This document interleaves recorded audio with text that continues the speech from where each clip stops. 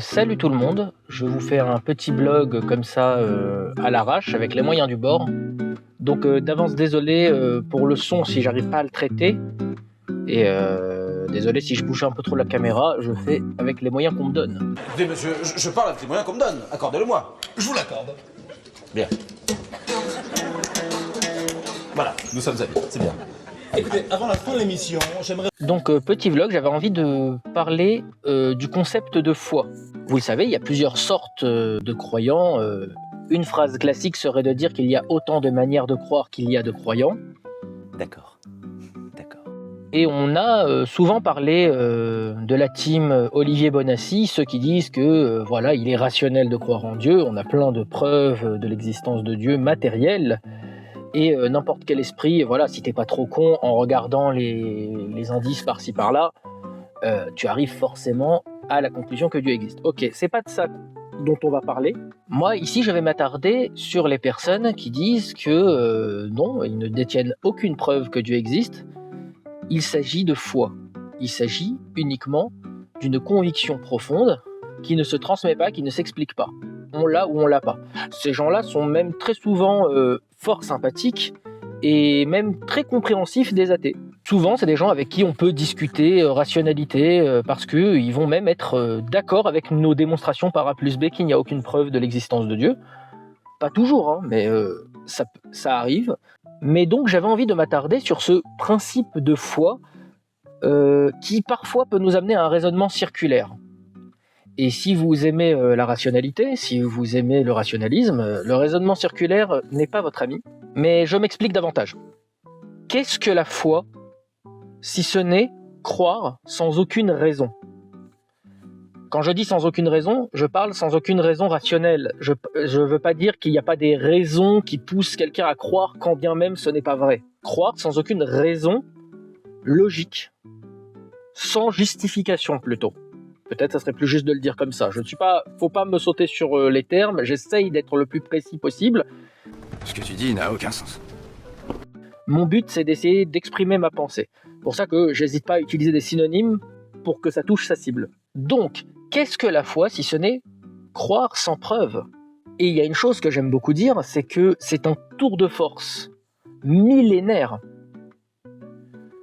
que les religions de tous bords sont parvenues à accomplir, que de nous faire admettre le fait de croire à un énoncé sans aucune preuve comme une vertu.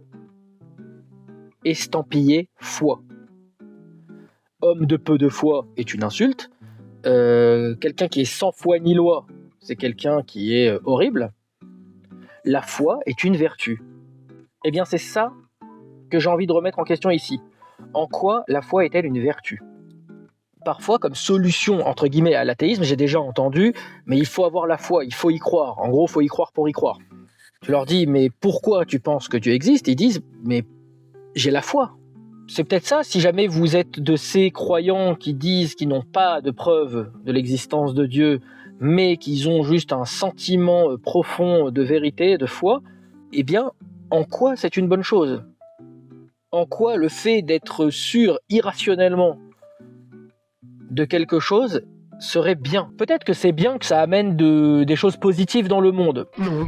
Mais en quoi ça nous informe de la réalité de notre monde ? Alors, je vous préviens tout de suite, ici, on est entre personnes pour qui la réalité et la vérité sont importantes. Pas qu'on puisse atteindre la vérité, je ne détiens pas la vérité, mais c'est important pour moi. Tous les arguments de type « mais la foi apporte des bonnes choses » ne m'intéressent pas.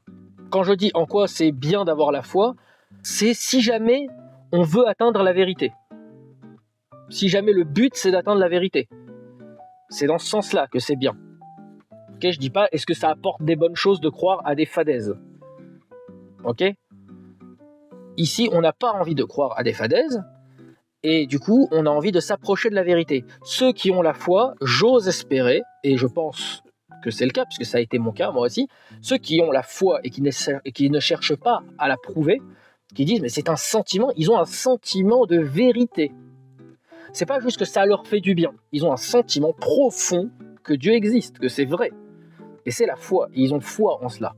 Je ne nie pas que le principe de foi en général a pu être positif dans l'évolution de l'être humain. J'imagine qu'à certaines époques, t'avais pas le temps de sonder chacun de tes partenaires et du coup c'était bien d'avoir foi en tes amis, d'avoir foi au chef de la tribu. Et du coup c'est un mécanisme, la foi est un biais humain qui a servi à notre survie certainement. Si je lance des hypothèses. Je connais cette théorie, oui.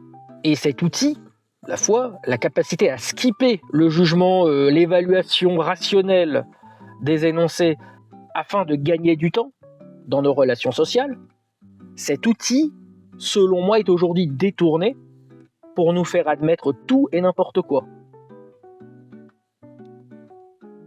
Et comme je l'ai dit, la manipulation s'étend jusqu'au langage.